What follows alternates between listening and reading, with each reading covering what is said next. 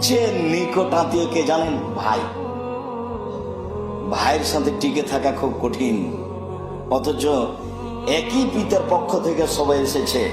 চাঁপাইনবাবগঞ্জে একটা ভাষা বলে, ভাই ভাই ঠাই ঠাই।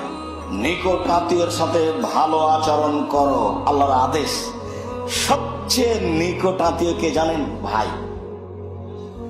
ভাইয়ের সাথে টিকে থাকা খুব কঠিন, অথচ একই পিতার পক্ষ থেকে সবাই এসেছে। চাঁপাইনবাবগঞ্জে একটা ভাষা বলে, ভাই ভাই ঠাই ঠাই। ও কিন্তু আপনার পরিবারের নয়, অথচ একসাথে একই মায়ের দুধ খেয়ে বড় হয়েছে।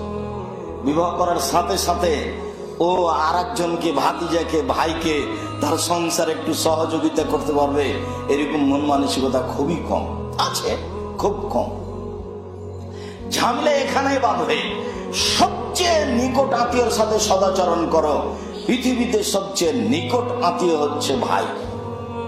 আল্লাহ তাআলা বলেন, অবিদিল কুরবা, নিকট আত্মীয়ের সাথে সদাচরণ করো।